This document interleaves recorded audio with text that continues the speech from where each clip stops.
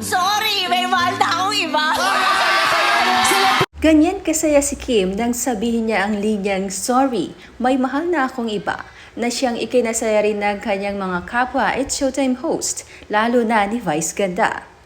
Masaya ang hugutan ng mga It's Showtime host sa Especially For You nito lamang May 18 sa episode ng It's Showtime kung saan sinabi nga ni Kim Chiu ang mga salitang, "Sorry, may mahal na akong iba." Sa segment ay nagiging bisita ang mga dating magkarelasyon na naghiwalay na. Ibinabahagi sa mga manonood ang kanilang love story mula sa pagkakakilala, ligawan, dating, sweet memories at hanggang sa magkahiwalay sila. At isa nga sa mga naitanong sa searchy ay, ano ang sasabihin mo kung biglang sabihin ng karelasyon mo na, "Sorry, may mahal na akong iba"? At hindi nga nakaligtas ang mga host ng segment sa katanungang ito at ibinato ni Vice Ganda sa kanyang co-host ang katanungan. Game na game namang sumagot ang mga ito, kabilang na ang kanyang partner na si Ian Perez. Ngunit naging iba ang ingay sa studio nang si Kim Chiu na ang tanungin ni Vice at siya na ang nag-deliver ng linyang ito. Ani Vice, "It's about time na you say that line." At wala namang pagpapatumpik-tumpik pa si Kim. Puno ng energy na isinigaw, "Sorry, may mahal na akong iba." Bibigay conviction ni Kim na sinundan pa ng malakas na tawa.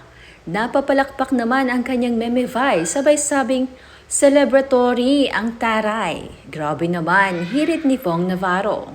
Ungkat pa nga ni Vice, bakit celebratory? Paliwanag naman ng actress, kasi pare-parehas na ang naging execution ng ibang host sa linya para ibang level. Dagdag pa ni Kim, "Lahat malungkot pwede mo namang sabihin ng masaya." Dugtong naman ni Fong, "Kulang na lang sabihin mo sa dulo, nye nye nye nye nye." At biglang singit naman ni Vice sabay turo pa sa screen na ani mo'y may kinakausap o may pinaparinggan. Aniya, "Sorry, meron na akong iba. Nauna ka lang, akala mo ha?" Bagamat nagulat ay tawang-tawa si Kim na pabirong itinutulak si Vice. Sigaw pa nga ni Fong, "Ay ano ba yan?" Nagtatakbo pa nga kunwari si Kim palabas ng studio ngunit bumalik din kaagad. At humirit pa si Vice. Ani Vice, nag-text kay Kim yung ex niya, "Kumusta ka na? Masaya ka na ba?" Sagot niya, "To follow." Kaya naman lalong napuno ng tawanan ang studio ng Showtime. Masaya naman ang mga netizens para kay Kim nang ibahagi ng actress ang video clip na ito sa kanyang official Facebook account.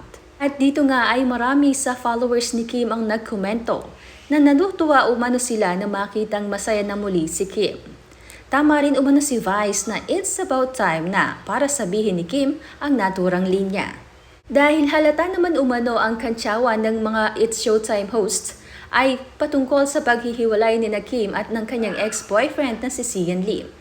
Tumagal kasi ng 12 years ang naging relasyon ni Kim at Sian. Bagamat walang binanggit na dahilan kung bakit sila naghiwalay, ayon sa kanila ay mutual decision daw ang kanilang paghihiwalay ng landas. At nabatikos pa nga si Sian Lim matapos sabihin nito na kapag nakasalubong niya ang ex niya, ang sasabihin niya ay, "I hope you do find the happiness that it is you're looking for." Ganun lang, dapat masaya 'di ba? Dapat masaya kayo para sa isa't isa.